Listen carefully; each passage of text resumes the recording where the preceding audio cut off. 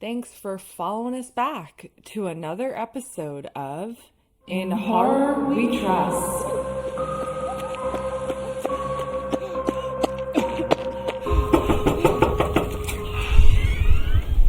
What's your favorite scary movie? All right. So to start out, A little childhood nostalgia. we were getting some materials that we needed today to set up our brand spanking new mics. Hopefully we sound glorious to all you lovely people.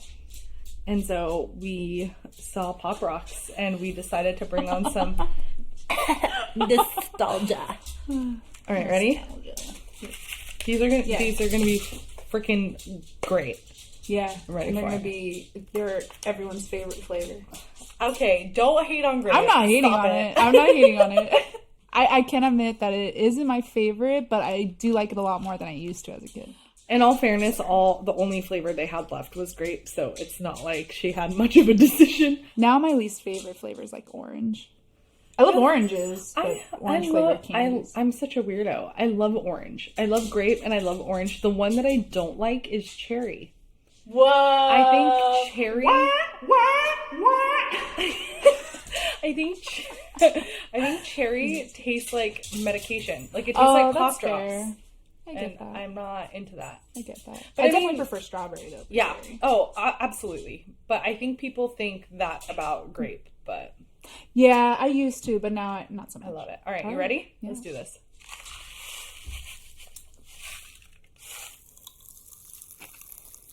Oh my goodness. Orange Spider exploding! Oh my god. Is this crisp enough for you? Is your mouth supposed to be bleeding? It's a party in my mouth. Yeah. What kind of music are they playing? It sounds And like all I think about is you. late nights in And the I made middle a love of June. He went copyrighted. You're out, bud. Okay, apologies, guys, if you hear that little the tippy little taps. tippy tappies in the background. Those are my housemate's dogs, Bella, who's so adorable, but she's got her tippy tappies going, and then This beautiful wood floor. I know, and then we got little Jasper. So if you hear them, my apologies. Well, I did want to just bring up that it's been an exciting couple weeks. We've been seeing some analytics that are personally very exciting. Yes. I'm not gonna throw out numbers because 1, 2, 3, 4. No, but they are genuinely just small victories for us. Yes. We're very, very excited that people are enjoying. We didn't think hearing anyone, us. you Yeah. know, maybe like our three friends. Yeah, we thought that, like, you know, our friends and family would enjoy it, and like we could just get out there and talk about what we're passionate about, and at least get to express ourselves creatively. But We have a fun ass time together. yeah. Wait, open your hand. I'm sorry.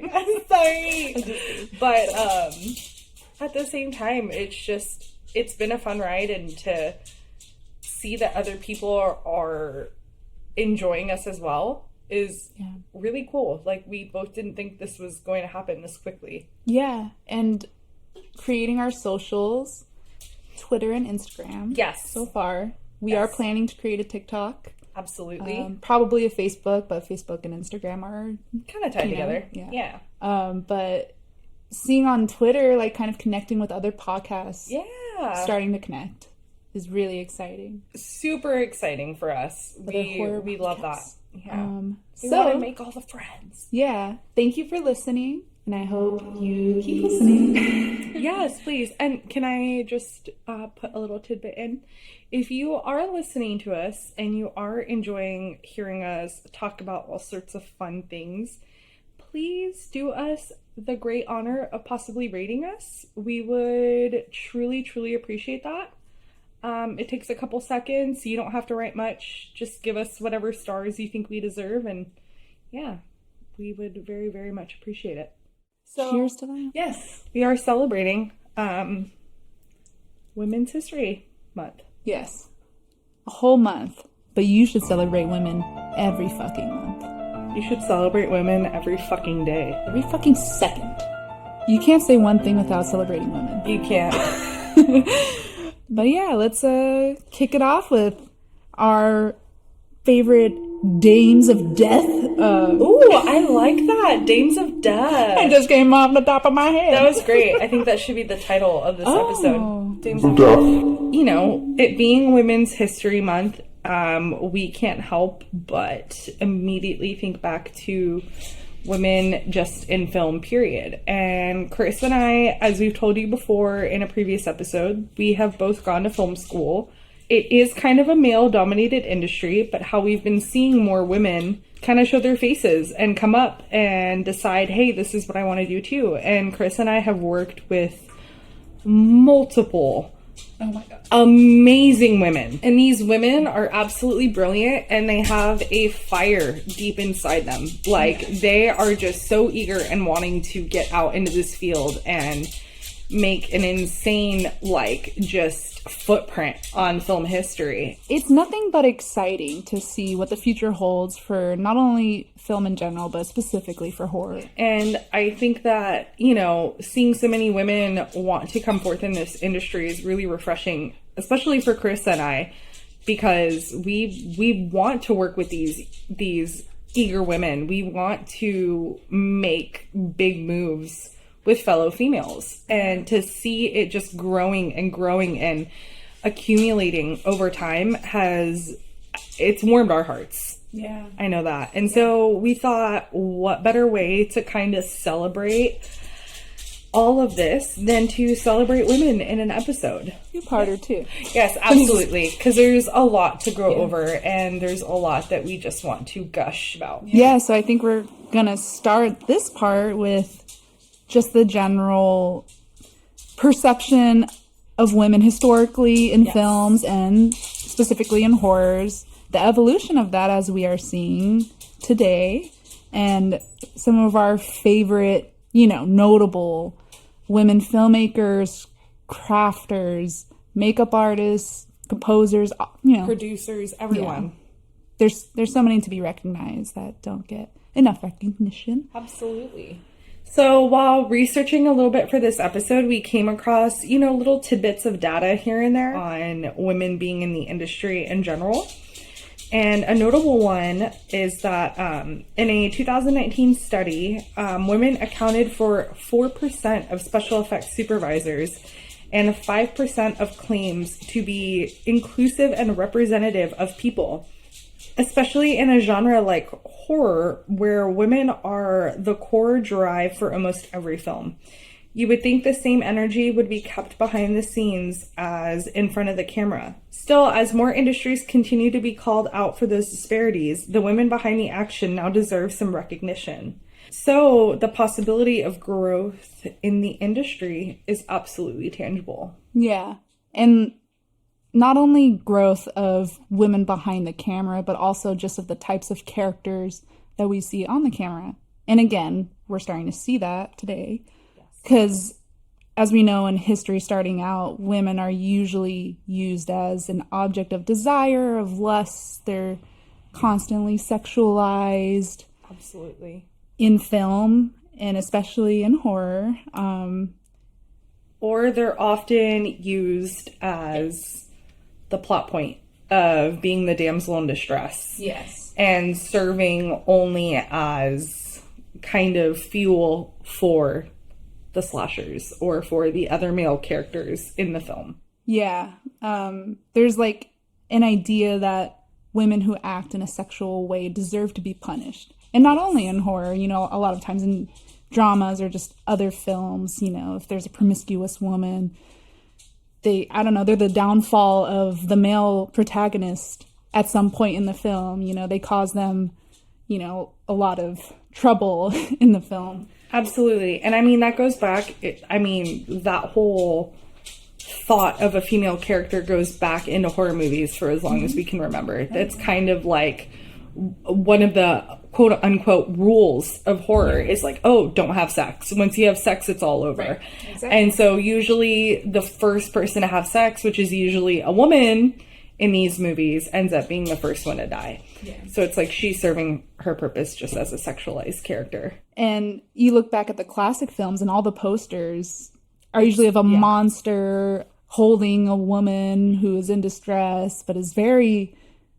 very, I don't want to say sexually dressed, but Scantily clad for sure. yeah. You know, like almost half naked a lot of the time in the posters. Yeah. Or even how we get this whole, again, going back to like the whole cliche of the, you know, the typical kind of female character in a horror movie where she's big breasted, she's blonde often, she, you know, runs around, she can't run straight, she's always tripping over herself. It's like this incompetent human being that's just there to be served as fuel for Exactly. Literally what's going after her. What Sidney Prescott says in Scream. Exactly. She says, what's the point? They're all the same. Some stupid killer stalking some big-breasted girl who can't act, who is always running up the stairs when she should be running out the front door. It's insulting.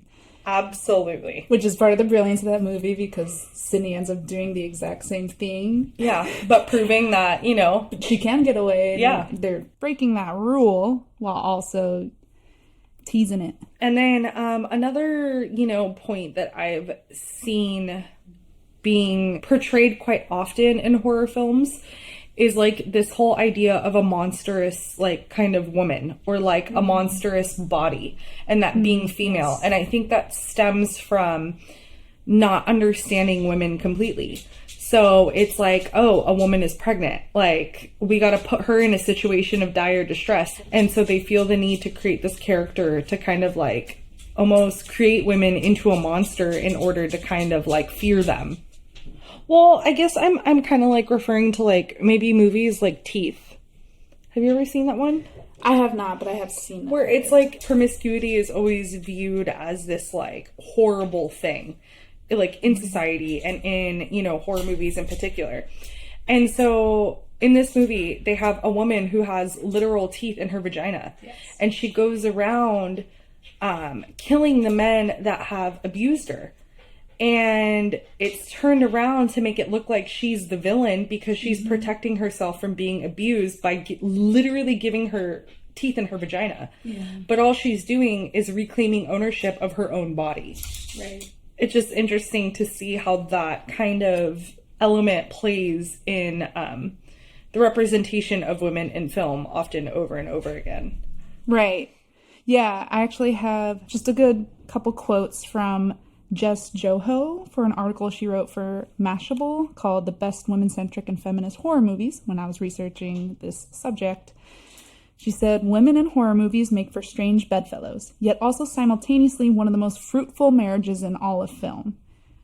What I find really interesting too, where like not only have I read this or seen this in interviews, but also spoken to other women about, horror movies can kind of be a little cathartic for women. Yes. Because we're able to sit back in our homes and watch all of these fears that we hold on a daily basis play out on a TV screen safely on your couch at home. Absolutely. And so it's like that whole idea where women love to listen to like murder mysteries or like the investigative podcast stuff and like all that kind of content because we know that kind of stuff happens in real life. So to be able to kind of play out that fear, but in the safety of your own home is pretty thrilling for women. And I feel like that kind of gravitates women to horror in general. Yeah. So to see, you know, an uprising in women being fond of this genre is kind of liberating. Yes, definitely. And not only get to watch that kind of trauma take place from a safe place and kind of get that, liberate that feeling and that fear from you.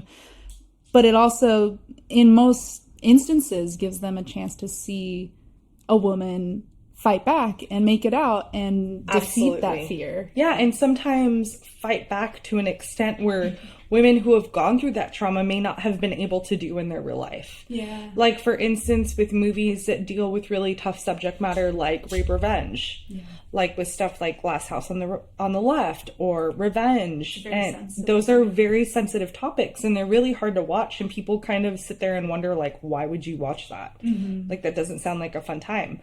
But I think to see these women not only, I wouldn't say conquer, because that's kind of a loaded word, but to see them navigate that trauma in the moment of the film and kind of take back ownership of that trauma in these movies in such a vengeful way is kind of cathartic. Me personally, I really don't like seeing a gratuitous full on rape scene.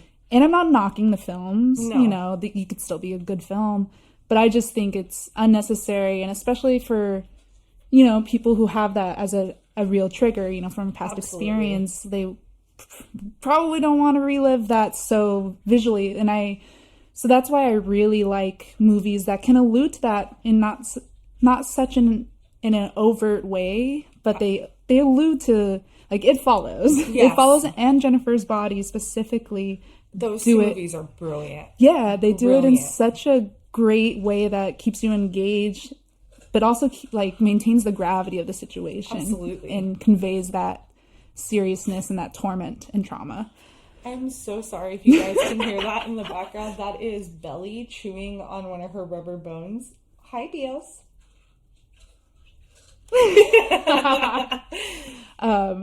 I want to talk more in depth on those two movies in the second part of this episode when we talk more about the films, because there's a lot to say. Yeah, there is a lot to say. I highly recommend those two, because they definitely deal with that subject matter in much more of an allegorical way, but they keep the horror like alive, fun to watch, and definitely scary. Yeah, but still confronting that kind of fear and that trauma. And the trauma. And the idea of women being able to reclaim their power and confront their tormentors, if you will, in horror films. Like, yes, we have our final girls that make it out, and it's beautiful. Like, we love those characters. Yeah. Yet they are still subjected to enormous torment throughout the film. Obviously, it's a horror film. Yeah. They're going to have to endure something really fucked up. But they're subjected to enormous victimization for most of the film before they reach that moment of resistance. And it's also just interesting that, like, before you get your final girl, there are, like, several other women characters that precede getting your final girl that just get killed off, like, in the most brutal way. So it's interesting, and I see what Jess is saying in that article where they make for strange bedfellows yet a fruitful marriage. Because it's just interesting, because, like, why are those women not worthy of survival? Which obviously I know the film's not saying, like, no, they don't deserve to live or anything. No, absolutely. It's adding to the horror, of course, and setting up that. But it's just interesting. Yeah. It's just interesting that you see, like, clearly the sexual girl is going to get killed off quick. Yeah, but at the same time, it is a level of feminism in horror. It's making not necessarily because, like, these other women are getting killed off, but that the final character is always a female. Yeah. And that, in a sense, is kind of feminist. Like, what other characters usually survive a horror film? Right. Like, women are usually the lone standard. And I'm speaking relatively for, like, slashers. I think Scream makes an interesting point, you know, towards the end when they state the usual rules of a slasher, and if you have sex, you die.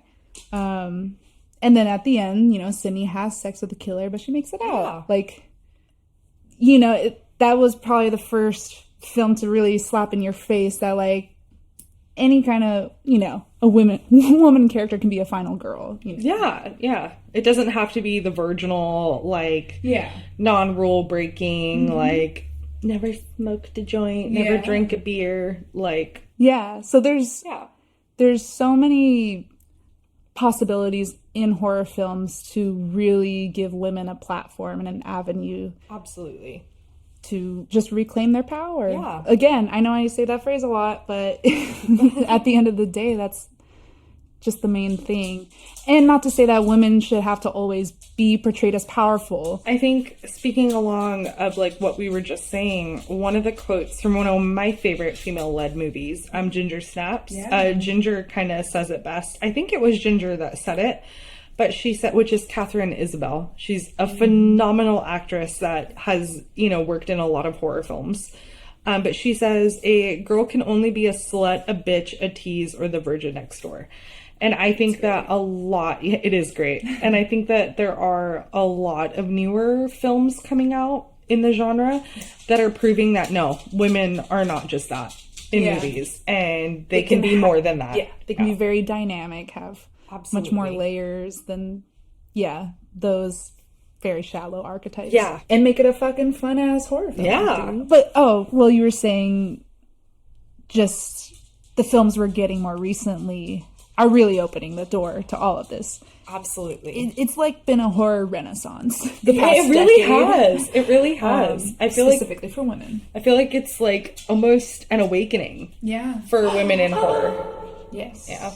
Yes. Which I'm excited for because what we've received so far has been so enthralling, and I mean, I want to say one of the most notable ones that we've gotten recently was Midsommar.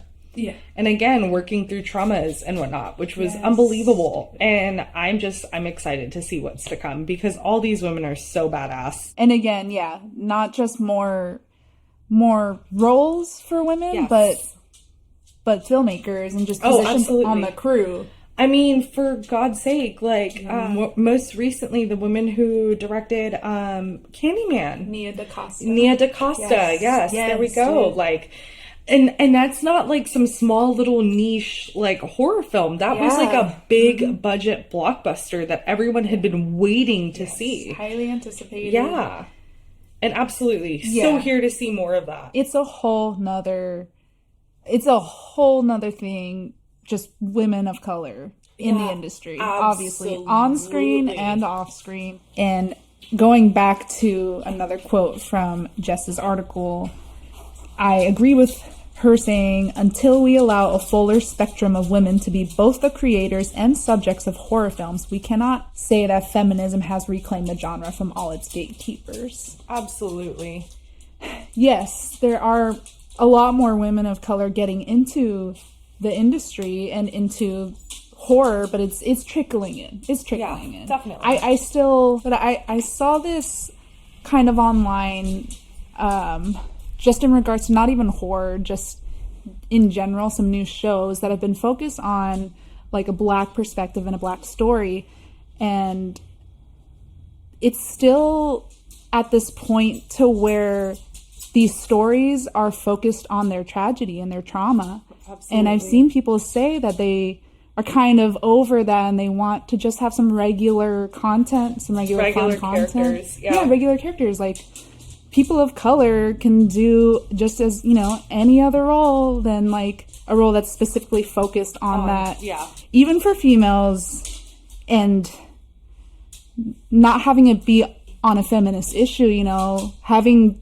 female characters of depth that can just be in any kind of horror role or horror story that's fun and doesn't have to be focused on fueled by their race. Yes, exactly. Fueled by their race, or fueled by, I don't know, is that weird to say? Fueled by a very strong feminist drive. It could just be absolutely.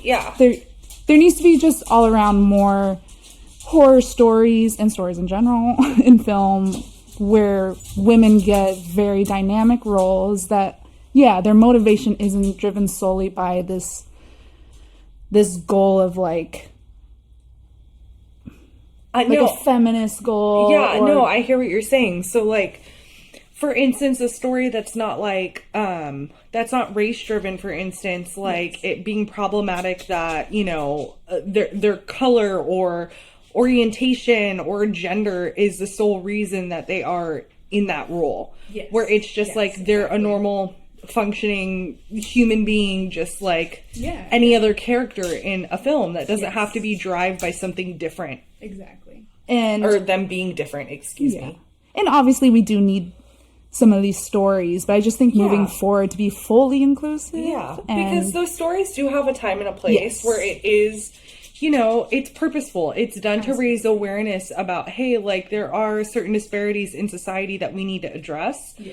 But at the same time, it's like media doesn't need to be flooded with all of those stories, because then I think it gets to a point where it's not important anymore. Right. So maybe just having people, you know, especially women of color, of different ethnicities, like just existing in a film as like any other role without it like essentially being an issue. Yeah. Yeah. And again, they don't constantly need to be reminded of their trauma and like just stigmas and discrimination. Absolutely. It's great I mean, it's established and it should be established, obviously, but now, you know, we can move on and allow them to be the stories to just be stories, and these people to just exist in these films without it having to be an archetype. And we're getting beautiful marriages of this though, with Candyman, you know, it's very absolutely. It's getting there. Yeah. It's definitely getting there, and I'm just hoping that this continues to a point where like women can just be in films without it having to set some sort of precedent. Yes, absolutely. That's very well said. Yeah, they can just fucking make whatever the fuck they want, however the fuck they want. But I just think, again, it's just so exciting, and you're just gonna get all the more perspectives and styles and just ways of showing a fucking story. Yeah, it's really, there's just gonna be so much potential out there. And I'm sorry, like women in this industry, we all have a story to tell. And like, I'm so excited to see like women flourish in this industry and get a chance to tell their stories, because for so long we've had such a male dominated industry that, especially with horror films, like, I mean, we've even developed wording for it, the male gaze. Yeah. Like, can we, as you were saying, like, we shouldn't have to pick that out. Right. Like, I just want a movie where it's just like, it's told from a female perspective that other women can relate to, that, you know. Or anyone. Yeah. So another thing that I find like really interesting when it comes to like women being in this industry is, I remember when I was younger, I'm outing my age right now, but I was in my early 20s, and I had gotten the chance to go to my first horror convention, and I think it was by Horror Hound. I think it was called, which is the magazine. I think it was called Weekend of Horrors, and it was out in LA. Weekend of Horrors? No, not horror. Not Weekend of Horrors. Weekend of Horrors. I can't say that word correctly. I'm sorry. Are you making fun of my slight... What's the word? Lisp. No, I actually didn't really think. I didn't think about that, but now that you pointed it out, I get lost. Fuck you, bitch. We gotta stop this podcast. Yeah. So I actually do have a bit of like a lisp going on, and it's because my teeth like overcrowded when I was younger. So it's really hard for me to enunciate like certain letters. So saying horrors is really hard for me to like get out. So it comes out as me saying whore. And everybody has like commented on that like in my childhood, so it's kind of a trigger. A slice. No, I'm kidding. It's not a trigger, but everyone comments on that, and they're like, "Are you saying a horror? Or are you saying a horror?" Oh, and I'm like, "I'm sorry, I can't enunciate it. My tongue doesn't go that way. I'm sorry." I am so sorry. No, you're good. You're good. I'm so fucking offended. Leave my house now. We're done. Never again. So this brings me back to when I was a little younger. I was outing my age, but I was in my early 20s. And I had the opportunity to go to a convention. And I think it was released by that magazine Horror Hound. It was called Weekend of Horrors. And it took place in Los Angeles, and it was for one weekend. And my friends and I decided, like, I think it was like 3 of us, we decided, you know what, the tickets were cheap enough, like, let's just go for a day. So we went out there, and we were really excited. They have all the booths and stuff, setups. They have like all like selling all their merch, and then they had like the guest quote unquote alley, where they had all of like the famous like filmmakers and actors and special effects artists and all of that. And I just remember at that point in my life too, I was really hyper fixated on special effects makeup and like art and all of that. And I was really like digging my hands into it and trying it myself. And so I was really, really inspired by a lot of people in that industry. And I mean, I wouldn't necessarily call them heroes, but they were like icons, people that I like looked up to. And I remember going down and seeing like all of the special effects artists, and not a single one of them was female. They had like obviously the greats like Tom Savini and stuff, but like not a single one was female. And it was so disappointing because there are so many phenomenal female VFX artists, special effects artists, like some that we could notably name. I mean, V. Neal, she's a judge on Face Off. I know. And she's special effects competition show. An actual god when it comes to FX makeup. It's insane. I know. Fucking Beetlejuice. Beetlejuice is a damn icon. Beetlejuice. Yeah, but absolutely insane. And then we have other people too, like Christina Cordum, who did Cabin Fever. That is one of the most disgusting, like brutally visceral, like gore in that film. And like you don't hear too many people, you know, speak on her behalf. Very interesting. Yeah, I mean, even going back to classic, absolute classic horror films, Millicent Patrick notably did makeup on Creature from the Black Lagoon. Absolutely. And like you hear people talk about like the old school movies like Creature of the Black Lagoon. And that was astounding with their makeup. Yes. Creature of the Black Lagoon, Dracula. I mean, like for God's sakes, Frankenstein was written by a woman. It's just, it was really odd going in there and seeing that. And then even so far as to go into like the area where all the directors were, and I met my absolute dream of a director, John Carpenter, there, and that was great and all, but again, it was mostly men. Yeah. And that was really disappointing. Like, we didn't see any of them.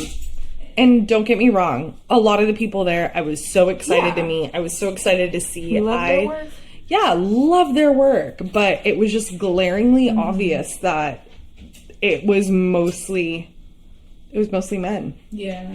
But I mean, like, even films that we watch now, I guarantee the average viewer will not know that the person behind all that makeup is a female. Right. For instance, like Liz Mendoza, who did all of the Insidious movies, who did Annabelle, who did all that. Like, all of the work that we're seeing on camera is a female. And that's freaking amazing.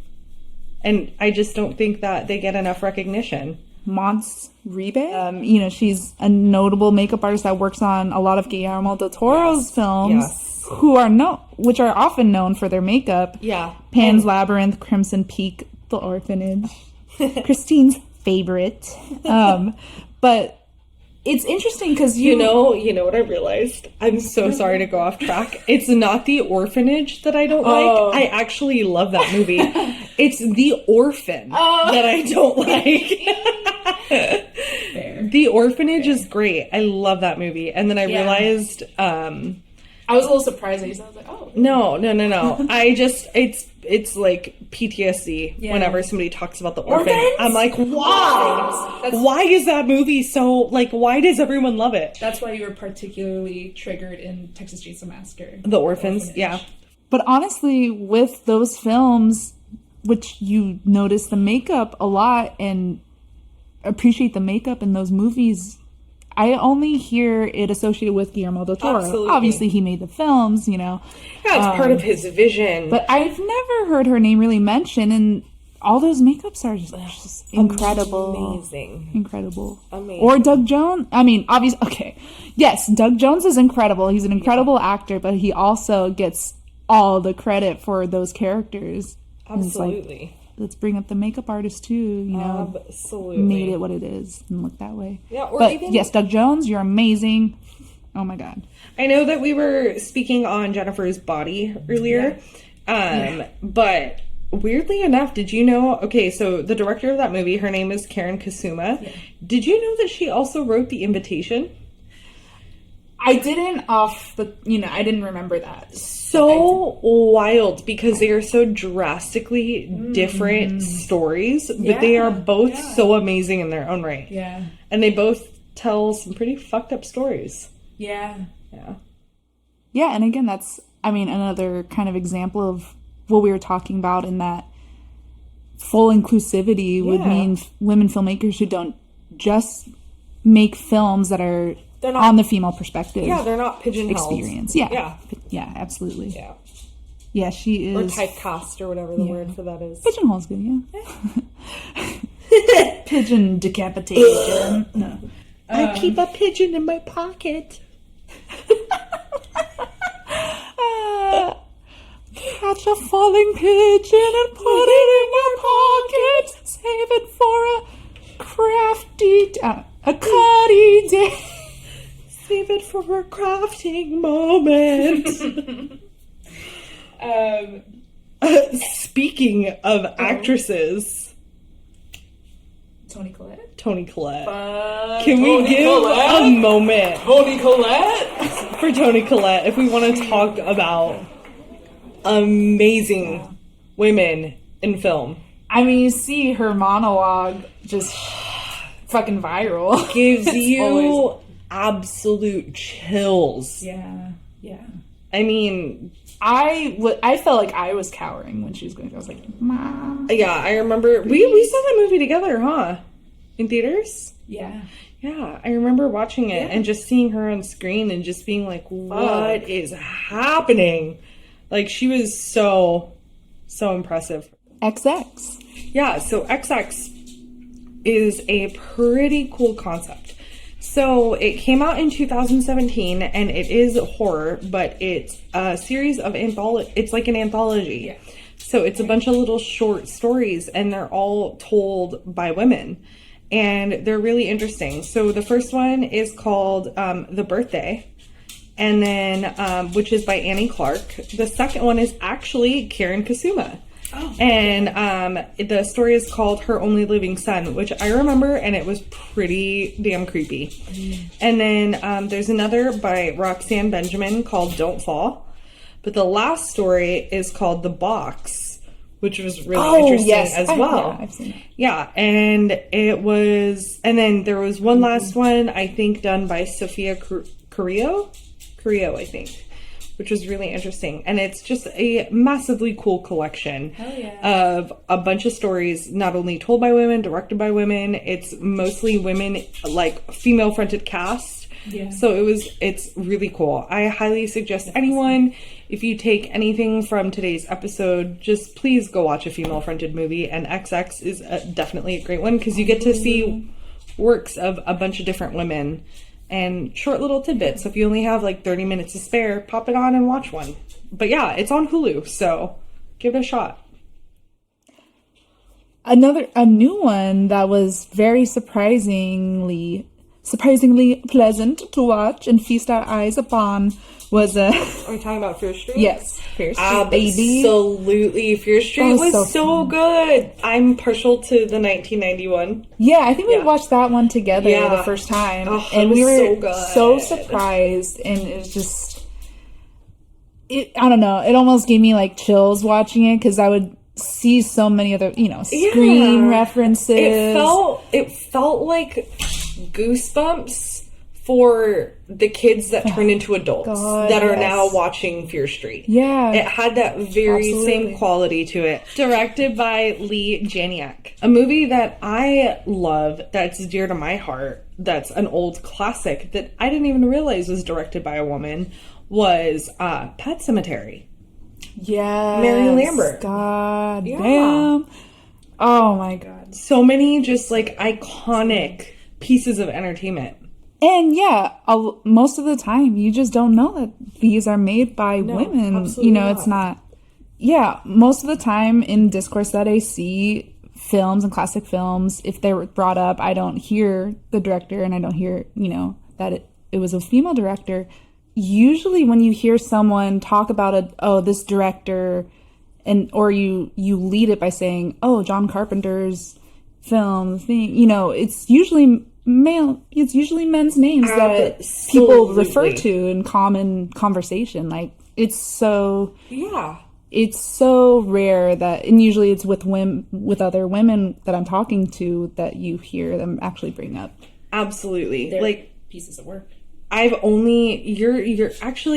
right on the money with that, because like we hear like John Carpenter's Halloween, or David Gordon Green's Halloween. Yeah, or you hear like Eli Roth's. Yeah. Like I can't call a single movie like directed by a woman that's like, for instance, we don't hear Mary Lambert's Pet Cemetery. Yeah. Like, you don't, that's not. It's very rarely brought up in casual conversation like that, or referred to as, Yeah. Another big one that I did not know about was the composers of The Shining. Absolutely. Two women. So iconic. Yes. Absolutely. So Everyone knows that motherfucking score. The Wendy Carlos and Rachel Elkind. Incredible. So incredible. Incredible. So if you did not know that before today, bam. That shit is just so cool. One of the most iconic horror scores, especially that opening. Or how about, too, how we were bringing up, Final Destination being, like, such a fun series of just, not the greatest technically, but just, like, fun to watch series all the way through. How about a woman is the one who composed that? Shirley Walker. Yeah. Like, that's insane. And that's so great. And fun fact, Shirley Walker was one of the first female composers to earn a solo credit on a major Hollywood film, which was The Black Stallion in 1973. Not a horror, but still pretty incredible. We're just gonna give you a round of applause, Shirley. We love those big wins. Yeah, so cool. Whoa, I got deja vu so bad right now. That's just a hiccup in your brain. That's what my anthropology teacher said. Stop hiccuping! Community college. Stop it! They're like, oh yeah, deja vu, that shit's fucking fake. Stop it's actually it! just some kind of... Stop the Matrix glitch! Some kind of chemical... I don't know if it's chemical, but it's it's basically a hiccup of your brain. That's me realizing that my other being from another, time portal has taken over or died. I heard that one before. Well, let me just say, with those examples that we already went over, we are getting like some really incredible films or scores or makeups, and it's just only going to go up. We're only going to get more styles, more perspectives. I'm excited to see what's to come. But with that being said, we'll be right back.